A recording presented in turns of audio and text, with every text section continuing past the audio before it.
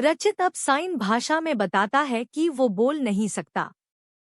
साक्षी को धक्का लगता है, वो चुप हो जाती है और रचित से दूर हो जाती है। Emotional love story. साक्षी का परिवार मिडिल क्लास है। परिवार में माँ पिता है। साक्षी के जीवन में तब जिम्मेदारियां बढ़ जाती है जब एक दिन अचानक उसके पिताजी को पैरालिसिस आ जाता है। साक्षी पर अब उसके छोटे भाई और एक छोटी बहन के साथ पिता के इलाज और घर चलाने का बोझ आ गया है। साक्षी ग्रेजुएट है, वो अब नौकरी करके सारे घर की जिम्मेदारी अच्छे से संभाल रही है। उसे अब अपनी फैमिली के अलावा कुछ नहीं दिखाई दे रहा है। पिता और माँ को साक्षी पर गर्व है। साक्षी ने इस दौरान कई अच्छे रिश्ते को मना कर दिया। इसमें से कुछ उनके रिश्तेदार ने बताए थे, इसलिए रिश्तेदार अब साक्षी से थोड़ा जलने लगे। साक्षी को एक लड़का रचित कुछ दिनों से फॉलो कर रहा होता है। लड़के को साक्षी अवॉइड करती है, लेकिन उस लड़के रचित का रिश्ता लेकर उसकी माँ उनके घर आती है। वो लड़का अच्छी पैसे वाली फैमिली से था। साक्षी को अब अपने माँ और पिता का बहुत ज्यादा प्रेशर होता है। इस वजह से वो काफी मनाने के बाद मान जाती है, लेकिन वो एक शर्त रखती है कि वो अपने घर को संभालेगी और नौकरी नहीं छोड़ेगी। लड़के की माँ यह मान जाती है। शादी होती है। शादी के लिए वो खुश है। शादी के पहले वो लड़के से मिलकर बात करना चाहती है, लेकिन लड़के की तरफ से कोई पहल नहीं होती तो वो भी कुछ नहीं करती। जल्दी में शादी करवा दी जाती है।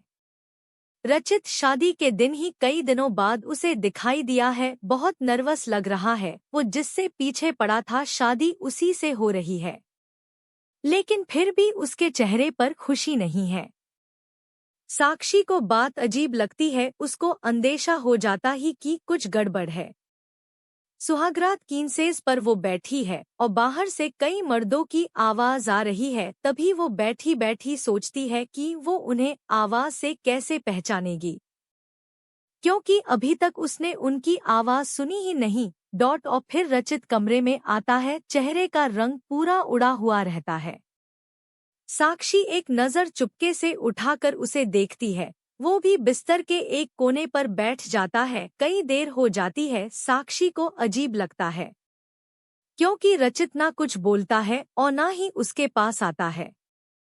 फिर साक्षी ही पहल करती है और कहती है, सुनिए, आप इतने नर्वस मत होइए, मुझे आप पसंद है। रचित उसकी ओर मुड़ता है। साक्षी उसको पूछती है, क्या हुआ, आप खुश तो है ना? रचित केवल गर्दन हिलाता है। साक्षी बोलती है, मुझे आपसे बहुत बातें करनी थी, लेकिन आपने पहल ही नहीं की, चलिए अब करते हैं। रचित अभी भी चुप रहता है। साक्षी फिर बोलती है, आप कुछ बोल क्यों नहीं रहे? रचित की आंखों में अब आंसू आ जाते हैं। साक्षी घबरा जाती है, क्या हुआ, मुझे बताइए तो। रचित अब साइन भाषा में बताता है कि वो बोल नहीं सकता। साक्षी को धक्का लगता है, वो चुप हो जाती है और रचित से दूर हो जाती है। पहली रात ही उसे पता चल जाता है कि उसके परिवार वालों के साथ धोखा हुआ है, क्योंकि लड़के वालों ने इतनी बड़ी बात छिपाई। उसे धोखा बर्दाश्त नहीं होता है। वो अपने घर वापस लौट आती है। उसके परिवार को भी इस बात का पता नहीं होता। परिवार वाले भी यह सुनकर शॉक रह जाते हैं और अपने आप को कोसते हैं कि उन्होंने जल्दी कर दी, पहले पता लगवाना था। साक्षी ने फैसला लिया कि अब वो कोर्ट में बात ले जाएगी। शादी के एक दिन बाद ही बात तलाक तक पहुंच जाती है। साक्षी तलाक की अर्जी देती है। रचित की मां साक्षी के घर आती है। साक्षी की मां उन्हें भला बुरा कहती है। साक्षी उन्हें रोकती है। वो पूछती है, आपको जरूरी नहीं लगा इतनी बड़ी बात हमें बताना? रचित की मां नीचे मुंह कर और चुप रहकर सारी बात सुन रही है। रचित की मां कहती है कि मैं मां अपने बेटे का भला ही चाहती हूँ और उसके पिता भी नहीं है। वो साक्षी को पसंद करता है, इसलिए वो साक्षी से शादी करना चाहता था। मैंने हिम्मत की बोलने की, मगर मैं कर नहीं पाई। फिर मुझे डर भी लगा। क्योंकि पहली बार उसने कुछ करने को कहा उसने तो मुझे बोला था कि तुम्हें सब बता दूं और मैं चाहती भी थी लेकिन नहीं कर पाई। मैंने रचित को भी झूठ बोला कि तुम मान गई लेकिन शादी के पहले उसे पता चल गया कि मैंने उसको झूठ बोला है, तब तक देर हो गई थी, इसलिए वो खुश नहीं था। साक्षी शायद तुम मुझे समझ पाओ। साक्षी अभी भी गुस्से में है। वो बोलती है कि मुझे रचित के ना बोलने से कोई प्रॉब्लम नहीं है। गुस्सा इस बात का है कि आपने धोखा दिया, झूठ बोला और वो मुझे बर्दाश्त नहीं। तलाक की अर्जी के बाद रिश्तेदार तो साक्षी और उसके परिवार की इस हालत पर खुश है। वहीं तलाक में अभी कुछ महीने का समय है। साक्षी अब अपने घर पर पहले की जीवन शैली पर लौट आती है।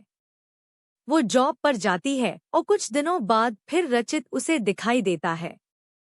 दूर से ही बस अब वो साक्षी को देखता है। साक्षी के ऑफिस के बाहर वो लगातार आता है। 15 दिनों तक साक्षी उसे अवॉइड करती है।